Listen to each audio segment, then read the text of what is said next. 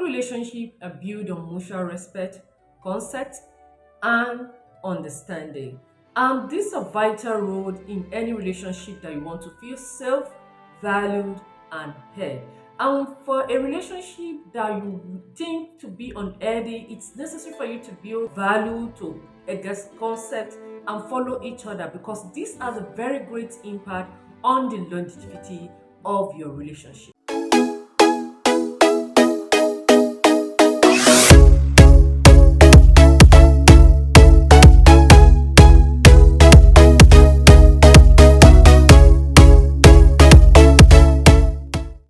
Hello, welcome back to my channel. My name is Nika Nelson, and if this is your first time of meeting me, please welcome. And in order to support me and be part of the family, please do not forget to subscribe to this channel, comment, share with friends and family.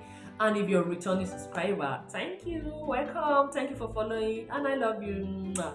So, and on our today's topic, as we continue, please do not try to skip or watch halfway.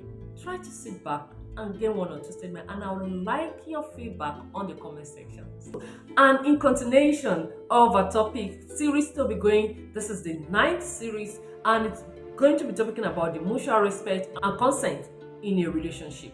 Mutual respect and obtaining consent in a relationship, and setting and maintaining an healthy boundaries in a relationship can contribute to the total well-being and longevity of a relationship. So on that, first I'll be talking about the importance of mutual respect and the essence of consent, and establishing healthy boundaries, recognizing consent issues and boundary crossing, and number 5, I'll be addressing the consent violation and boundary crossing, and lastly, I'll be talking about promoting healthy relationship.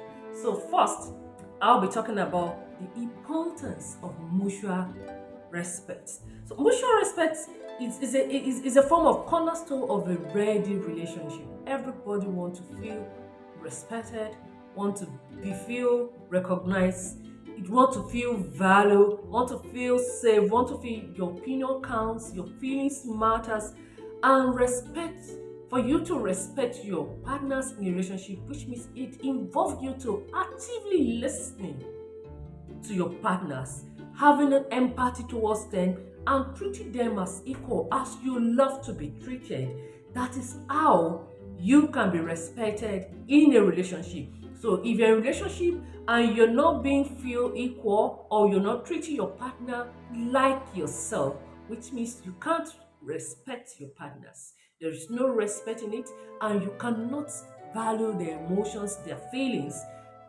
Totally, there's no value in that relationship. So individual feels appropriately to be understood. They feel a stronger connections toward people who they have a mutual communications, constant and better communication with. And in that way, you'll be able to respect your partners.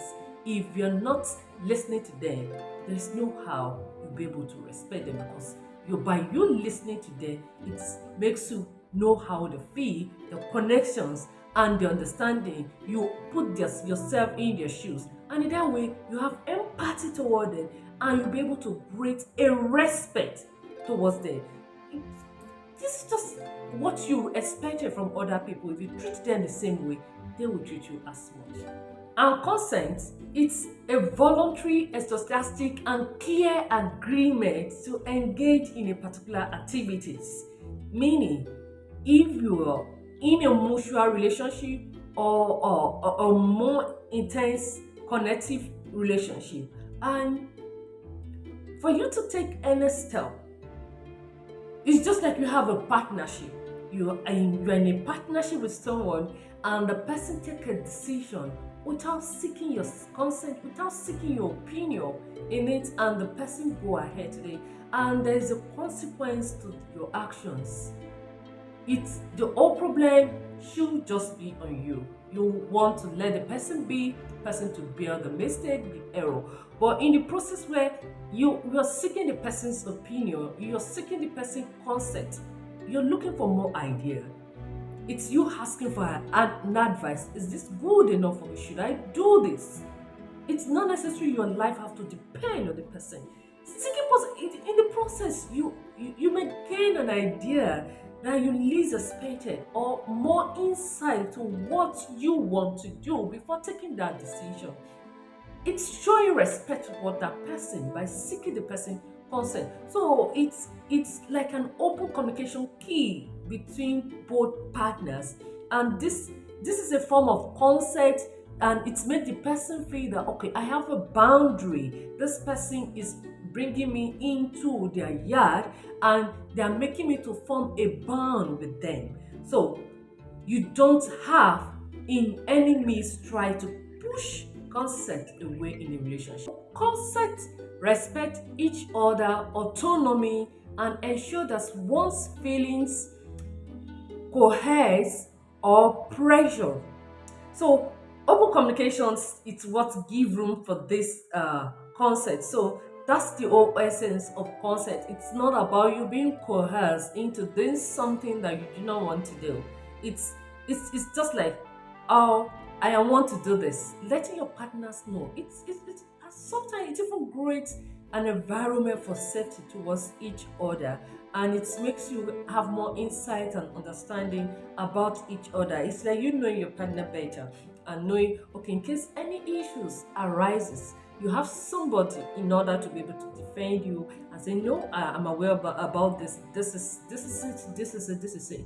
So that is how consent works in a relationship. It's not about losing yourself or giving your right outrightly to another person to take control. Somebody having a total control over your life. That is not how consent works in a relationship. Then my number 3 point would be establishing healthy boundaries. Healthy boundary is defined as personal limits. Personal limits physically, mentally, and emotionally. We all have our limits. We all have the extent at which we could take some things. And some people can tolerate you to an extent, but some people who doesn't have that guide intolerance. So that is where boundaries comes in. So when you set an elder boundaries on your physical being, your emotional state, and your mental state, it helps you be able to have a mutual respect towards each other. And if at any point somebody is trying to lean towards your boundary, the person have to give you a consent, like a kind of authorization for you to want to shift their boundaries. So that is how it works in an elder relationship. So you need to set an elder boundaries on your environment, on your emotions, and on your mental well-being as well. Boundary makes you maintain a sense of self, and it prevents any form of discomfort or harm towards you.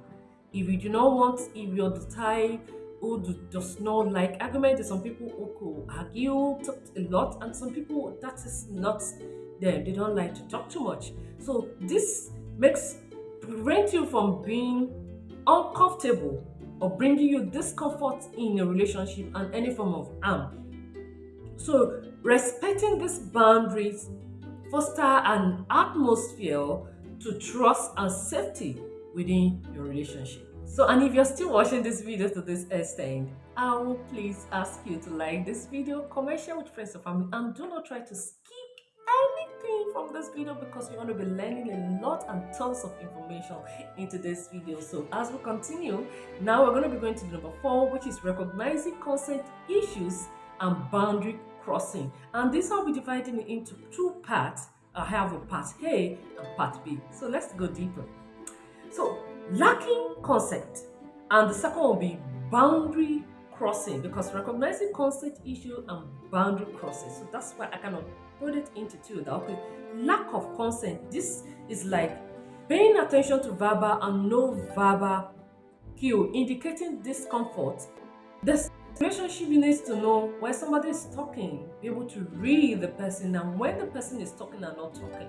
So, and as this person giving me consent with the body language, you'll be able to know how the person is just saying yes verbally, or with the person actions trying to say yes or no. So you need to know when the person is not giving their consent in a relationship. So if someone is giving you an exostatic and voluntary agreement, which means the person is giving you consent, and sometimes you need the person to say it verbally. So consent might be absence, the person is not showing absence, or always prioritizing asking or obtaining clear consent. And if you're not so clear when a person, maybe through the person's action and voluntary agreement, you're not still convinced, and now that leads to boundaries that okay, this person is showing yes, and you know this is person boundary, this person does not want to cross this boundary. That's why you need to now speak up to ask the person verbally, are you in agreement with this? So if the person disregards and say go ahead, which means the person is giving you the permission to cross their boundary, and that does not give you priority to keep crossing it. The person may give you that right for that moment for some issues, some instances. So this, when you cross, so if this is not settled, it may lead to emotional distress and damage of trust in your relationship. So you need to know when the person is giving their consent and when you're crossing the boundary. Because if this is not clearly spelled out, if it's not clearly settled, it's going to ruin your relationship. So you need to address your boundaries, violation promptly, and emphasize the importance of respect to each other's limit. So my number five will be addressing consent violation and boundary crossing. And how can you do this is by open communication, active listening, and re-establishing trust. You, so for you to do this, you have an open communication, like I keep saying. Approach the issue with expressing your feelings, your concern calmly and honestly, using an I statement to avoid blaming. Do not blame the other partner or someone else when you are addressing violation or boundary crossing in a relationship. Use the high consent. Do not use you or any other word that may aggregate anger or that can trigger any form of emotional uh, emotional damage in your communication. So use the I statement and approach it with calmness. So now this now lead to active listening. Listen to the person's response, and the person should as well listen to you so that your communication can be heard in both ways. When you pass your own information, your complaint, listen to the person feedback. So that is what is called communication. It's not just by putting out and not receiving back. So that communication is not open, and that's not a communication. It's like you're just speaking like a radio. You're just communicating, but you're not getting a feedback. The feedback to your communication to your partners is what makes you be able to know if your trust or your violation or your boundary is being trashed. Because you need to hear the other person to know what happened. Was this intentional or it's an accidental thing? So, and in that process, you can now try to re-establish trust between both of you by apologizing for violating, boundary crossing, and take your time to try to re-establish your relationship with more communication. So you should need to consistently respect each other's boundaries and show genuine remorse. We help restore whatever issue you're trying to deal with at that particular time. Now that leads me to how do you promote an healthy relationship? The best way for you to promote an healthy relationship is to educate yourself on the kind of relationship you want, regular check-ins on each other, supportive environments, conflict resolutions. Educate yourself in a relationship with like, what do you want? What's the definition in your relationship? How do you define it? What people's expected in a relationship should be spelled out in every relationship. Do not leave it to chance. I keep saying that. I can't make most emphasis on it. So you need to know the importance, the consent. Will the person permit you? Do you have mutual respect to each other? Do you have other boundaries? Do you understand your empowerment for both parties? And do you positively impact each other in that relationship? That is how you can educate yourself in a relationship. And the regular checking is periodically having a conversation about your boundaries, about your wants, about your priorities, about your individuals, your personalities.